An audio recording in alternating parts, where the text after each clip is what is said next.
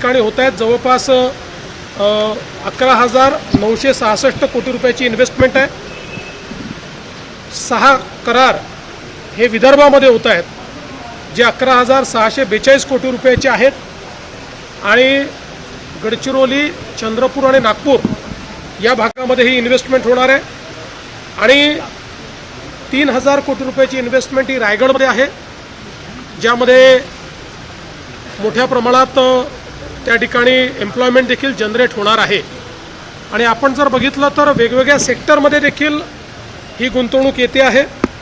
याच्यामध्ये EV बस आणि truck आहे, याच्यामध्ये इलेक्ट्रॉनिक्स आहे, याच्यामध्ये स्टील आहे, याच्यामध्ये सोलर मॉड्यूल आहे, याच्यामध्ये डिफेन्स आहे आणि इतरही काही वेगवेगळ्या पद्धतीनं ही इन्व्हेस्टमेंट येते आहे।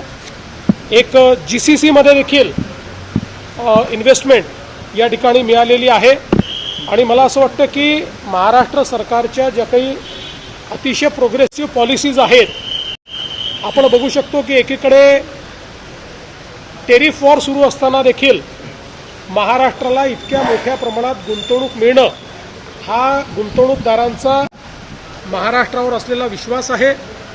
आपल्या उद्योग विभागाच्या माध्यमातून ज्या प्रकारे आपण मैत्रीसारखं एक पोर्टल तयार करून उद्योजकांना end to end digital experience दिलेला आहे, त्यांच्या गुंतवणुकीत सगळ्या मान्यता आपण त्यांना देतो आणि लवकरच आम्ही 100% जे लँड अलॉटमेंट आहे त्याचे डिजिटल पोर्टल सुरू करतो। त्यामुळे अशी अतिशय ट्रान्सपरंटली या ठिकाणी एक एक्सपिरियन्स हा गुंतवणूकदारांना येत असल्यामुळे मोठ्या प्रमाणात गुंतवणूक या ठिकाणी वाढते आहे आणि पुढच्याही काळात अशाच प्रकारे गुंतवणूक आपल्याला पाहायला मिळेल। सर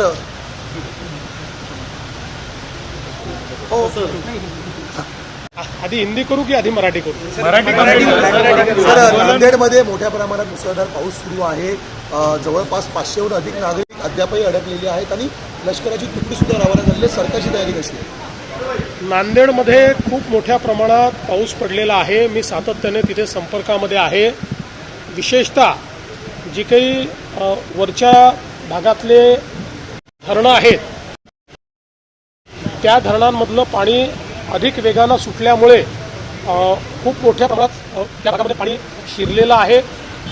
आपला संपर्क त्या ठिकाणी आहे। आता धरणाचं पाणीही आपण रेग्युलेट करायला लावलं आहे। बाजूच्या राज्यांची आपण चर्चा केलेली आहे, त्यामुळे ते रेग्युलेट केलं आहे। लोकांना बाहेर काढण्याचं काम केलेलं आहे।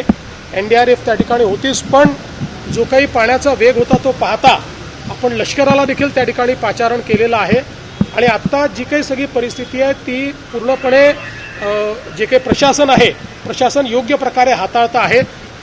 जीवितहानी होऊ नये, मोठ्या प्रमाणात हानी होऊ नये या दृष्टीनं जे करण्याची आवश्यकता आहे ते सर्व प्रशासनाच्या माध्यमातून नांदेडमध्ये केलं जातं आहे।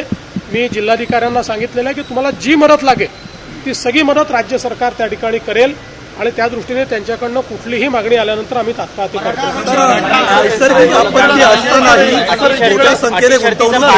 दिसत नाही आंदोलकांकडून, पण त्यामुळे मुंबईवरती ज्या पद्धतीनं भार वाढतो आहे, ट्रॅफिक जाम झालेला आहे, या संदर्भात आपण काही मला असं वाटतं की आज सकाळी आंदोलक त्या ठिकाणी आलेले आहेत। श्री मनोज जरांगे पाटील हे उपोषणाला बसले आहेत।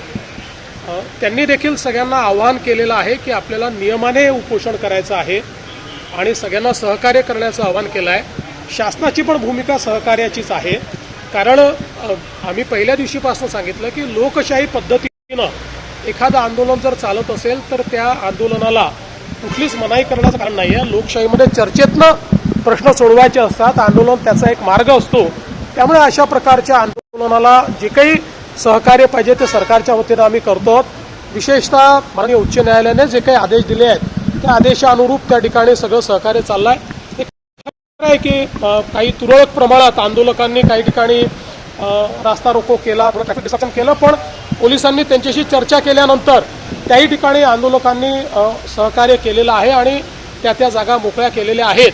पण अर्थात इतक्या मोठ्या प्रमाणात लोक आल्यानंतर काही ना काही ट्रॅफिकचं डिस्ट्रप्शन हे होत असतं, ते डिस्ट्रप्शन झालेलं आपल्याला पाहायला मिळतंय।